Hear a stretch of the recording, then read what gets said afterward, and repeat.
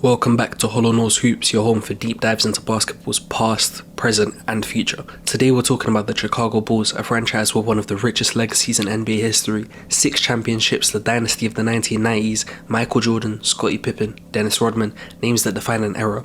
But since those glory days, the Bulls have struggled. Sure, there have been flashes, Derrick Rose's MVP season in 2011, the grit of the bench mob era, Jimmy Butler's rise, but real sustained success, it just hasn't been there. Now, after years of false starts and painful rebuilds, there's a reason to have hope again in the Windy City, and his name is Buzelis. And if you haven't been paying attention to him yet, you're gonna have to, mate. Buzelis isn't your typical NBA rookie. Born in Chicago to Lithuanian parents, he's practically destined for this moment. Standing 6'10" with guard-like skills, blends size, athleticism and a smooth perimeter game that screams modern NBA star. What separates him though isn't just the measurables, it's his work ethic. Coaches, teammates and scouts all rave about his drive. He's confident but never cocky. He plays with the composure of someone who knows exactly where he's going, and if you ask him, he'll tell you straight up. He has modelled his game after mainly 2 players, Paul George and Andrei Kirilenko. Paul George due to his versatility and Andrei Kirilenko due to his defensive competitiveness. That's a fascinating combo. PG's effortless scoring and two-way impact combined with AK's defensive versatility and playmaking instincts. With those measurables, wow, it's ambitious. But if you've watched Buzelis, you know he's already putting the pieces together.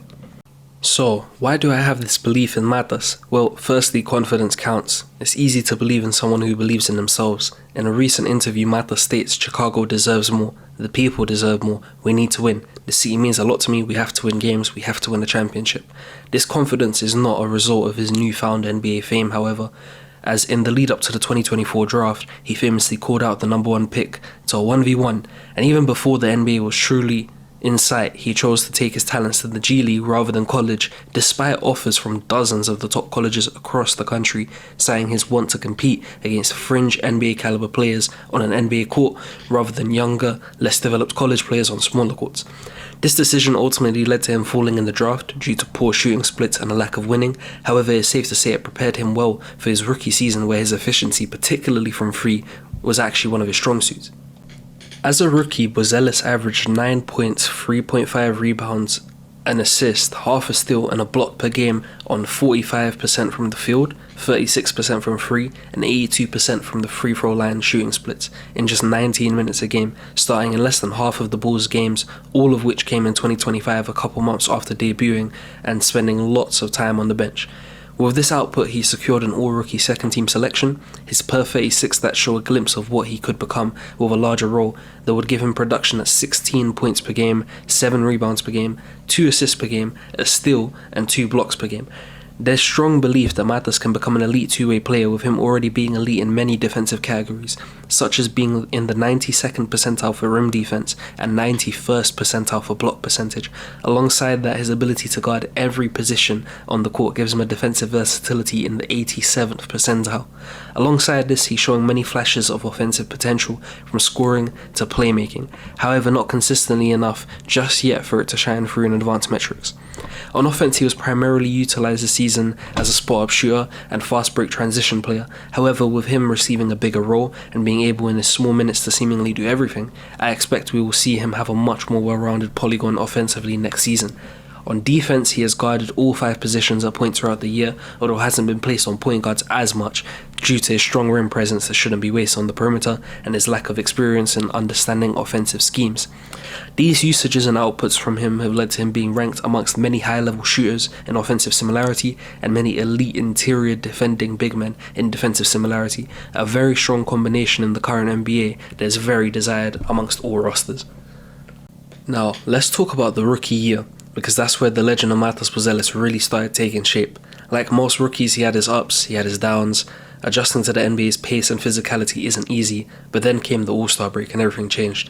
Post-All-Star, Buzelis earned a starting role, and once he got it, he didn't look back. His scoring efficiency ticked up, he looked more decisive on drives, and his defensive instincts, the timing, the rotations, the blocks all started to pop.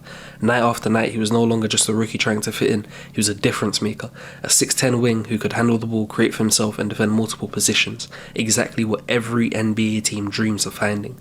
Bulls fans started to notice, analysts started to notice, and suddenly the idea of Chicago having a real building block for the future didn't feel like a pipe dream anymore.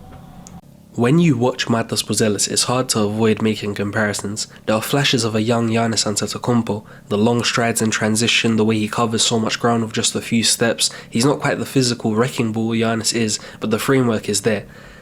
Then there's Paul George, smooth jumper, shifty handles for a player of his size, the ability to both create and spot up, while also locking down on defense. Madness has even admitted that PG is one of his main inspirations, as I said earlier, and you can see it every time he pulls up off the dribble. And finally, Andrei Kirilenko. If you know AK-47 was ahead of his time, a Swiss Army knife forward who could pass, rebound, defend and score without needing to dominate the ball. Madness has spoken about modelling parts of his game after Kirilenko, and it shows in his versatility. He doesn't need 25 shots to impact a game, he can fit into a system while still standing out. When you combine those three molds, you start to see the outline of something special, not just a good player, but a future star. So what does the future look like for Buzelis? If his rookie season, especially post All-Star break, is the baseline, then the ceiling is sky high. The Bulls may finally have their cornerstone, someone they can build around for the next decade. Imagine a Bulls team where Buzelis continues to add strength, sharpens his outside shot, and becomes a consistent 20 to 25 points per game scorer and high two-way impact player. You've got the foundation of a two-way star. But more importantly, this is about Chicago, a city that's been waiting, longing, aching for the next great Bull. Derrick Rose gave them hope, but injuries cut that story short. Jimmy Butler gave them grit, but front office mismanagement ended that run. With Matas, there's a chance to finally turn a page, to move beyond what ifs and build something sustainable. He might not be Jordan, nobody will ever be Jordan, but he doesn't have to be. He just has to be Buzelis, and that might be exactly what the Bulls need. So there it is, the Chicago Bulls may have finally found the next breakout star, and his name is Buzelis. If you enjoyed this breakdown, make sure to drop a like, subscribe to Hollow Nose Hoops, and hit that bell so you never miss a deep dive into the NBA's rising stars. Let me know in the comments, how good do you think Matas can be? What players would you compare him to? Thanks for watching, and as always, this is Hollow Nose Hoops. I'll see you in the next one.